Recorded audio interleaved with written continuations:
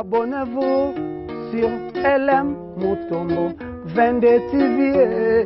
Abonnez sur LM Mutombo 22 TV. Prisca Ngalouer, chez LM Mutombo 22 TV. Alors, je suis là pour vous satisfaire. Je suis là pour le compte de mission de Découverte des artistes. Vous savez bien qu'avec cette émission, nous recevons Baté Belé, Bajor Belé, Banani, artistes, comédiens, donc divers gens, en tout cas, et tous nous sommes la chaîne LM Mutombo 22 TV. En tout cas, continuez de vous abonner sur notre chaîne. Abonnez-vous massivement. En tout cas, c'est la Kanga, grande dame, et c'est Sakanga. En tout cas, vraiment Prisca Ngalouer, nous avons un moussala la bilo. Alors, j'ai dit comme ça un bonjour à la grande dame, Maman Lili Mutombo, la patronne, à la maman des juniors dans la ville du Canada, donc dans le pays Canada, alors dans la ville de Ontario. Aujourd'hui, je vais recevoir pour vous un artiste, un président. Il évolue bien dans la carrière. Il s'agit de président Cheikh Ilunga. Avec lui, on va essayer de parler de parcours Naye, Torobé Tamasolo Ndengyezalaka. Sans plus tarder, chers internautes et fidèles internautes, j'ai dit bonjour à mon invité déjà. Bonjour Cheikh, le président. Wow, bonjour. Et son invité président, c'est ça la bienvenue. Bonjour, on va faire un Ngalouer, président Ngalouer. Ah, Ngalouer, voilà. Ngalouer. Bonjour, on va faire un petit million partout dans le monde. Donc, j'ai apprécié. Ah, président a looké au fort. Oui, non, vraiment. You box on. Ah, nous boxons des président, vraiment, que box ça yo. Ça mon boulot et bi. Qui ça qui parle ça mon boulot. Alors, président, c'est ma casse vraiment ko yambayo na LM Mutombo 22 TV. Président, nous vraiment trouvé ta masolo ya parcours na yo, carrière na yo. Président Cheikh Ilunga banda wapi? Cheikh Ilunga bandi carrière na groupement pour église et puis nous avons évolué malé menangola nzambe et puis voilà nous avons lelo.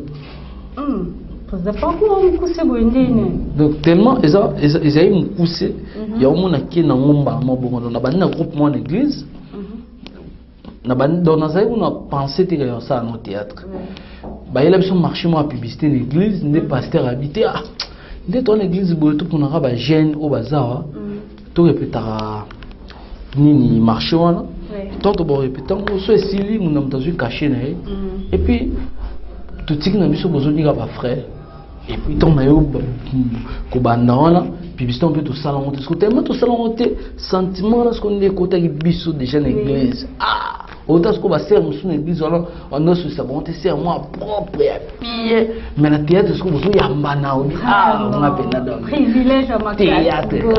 Ok. Voilà, ça là. Très bien dit. Alors, président Cheikh Ilunga, tout le monde a caillou na groupe pivotant, il y a président JDK. Alors, départ nayo au sein du groupe pivotant, c'était dit à quoi? Ouais, merci la question. Départ nanga, ezaki par rapport à tout ça les groupes nganayi. Tout ça les groupes nganayi. Tu dis que non, na barumbu tellement groupe ezate pour tout ça na barumbu, na pesi bana tout ya barumbu bambote. Tu dis faut tout c'est le mot boué pour tout tomber la barumbu. Oui. Né tu es que ça là pivotante, il est président, on a fait un vice-président, on a visité. Le vice-président a trop, il y a président a chef à groupe. Des tu es que ça la foi des artistes et pivotante. Tu bondi, né tu es qui que s'en sortir, né tout s'en sortira qui voilà. Et il y a moi bika né zalara, mutu square comme Luka azala donc azane président mais bon ça la groupe né mais square comme Luka.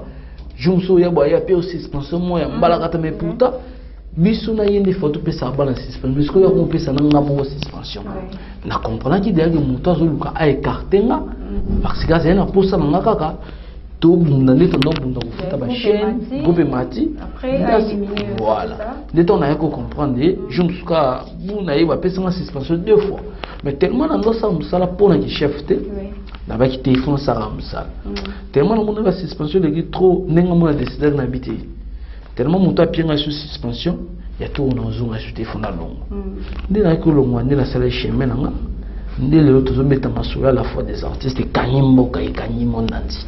Voilà président, il y a la question en tout cas et ça on passe des pots, tous la découverte des artistes Miss de la presse, on parle de tout.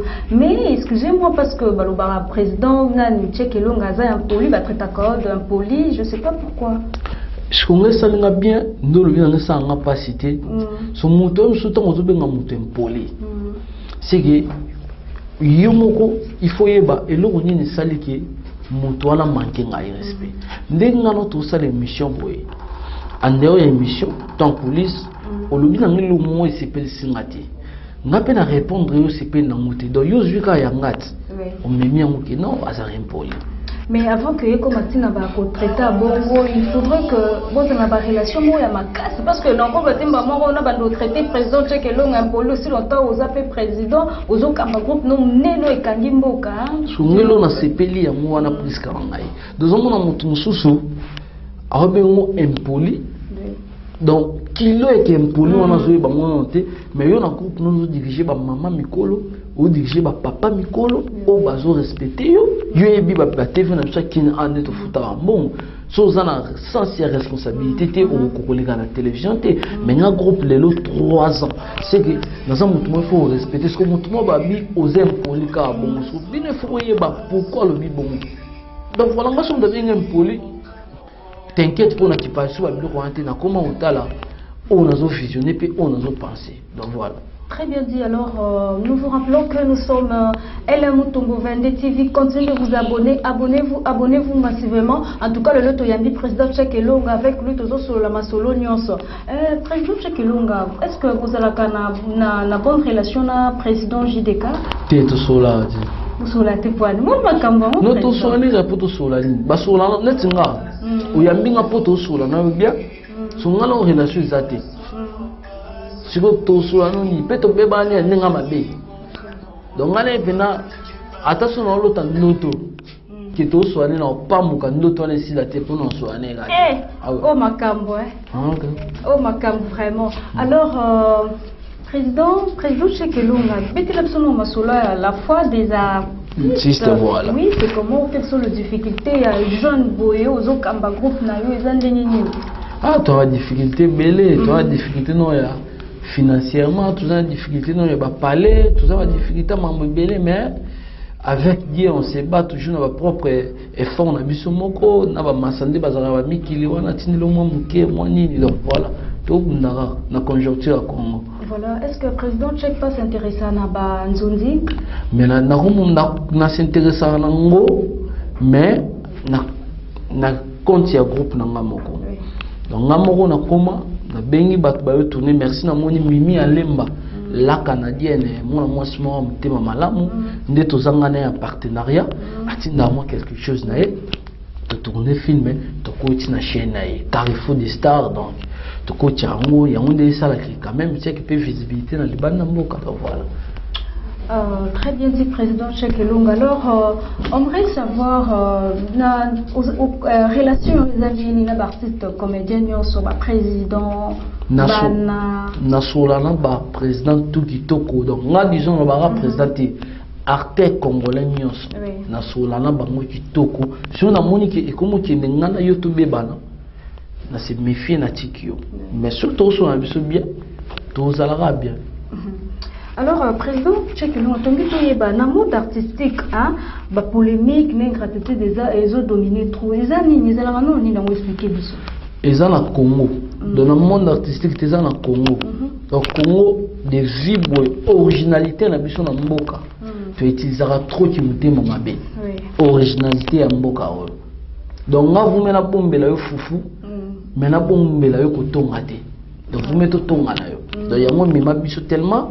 Du sang na makina na biso za bongo tant to sangani place mo tellement to ka bongo to mema ngoti na musala o yango moni monde na biso art na musique na théâtre na cinéma tout to sangsaka to zo avancer parce que to za mitema na be biso na biso par exemple mona o komi film na yo esengi mutu ngesala nga pasi na benyi un grand ya mboka oyo vers intervenir na film na o yebi nde to vivre na mboka oyo mais aujourd'hui ça m'a payé 100 montants pour donc yo comme si un producteur ya film voilà tandis que nga ku na pèse ça yo na propre fond nga mo na bunda malema nde to bika mambo ba YouTube les ala mais yo aussi nga mbo mo na kimute mo abe mo bosani que un jour nga pe mususu za na posa langa ya mo ninga na koma mususu muto ala ba succès va na succès non nga be na vana na kinga ona zabo donc voilà. Très bien dit. Alors, nous vous rappelons que nous sommes LM Mutombo Vende TV. Nous sommes là pour le compte de mission Découverte des artistes. Le président Tchèque Elonga. Un grand merci comme ça. Lili Mutombo, la patronne, la maman des juniors. En tout cas, on est ensemble, il n'y a pas de souci. Alors, président Tchèque, la foi des artistes est Kitaki Malamoko et pas président JDK, la groupe Nayo, ça fait move un peu groupe, je sais pas. La fois déjà c'est dans le long dans un pour moi ça on a pensé au long wati. Dans le long de la fin de la vie bon na luka groupe na ki kota pour na sala carrière nga. Parce que nga ndo penser na groupe na za ki yana buna nga za ki na za na groupe wana maintenant tourner ba film na nga o le bien nzonzi na te ka bande. Maintenant na yo longwa nyo saison nga zéro.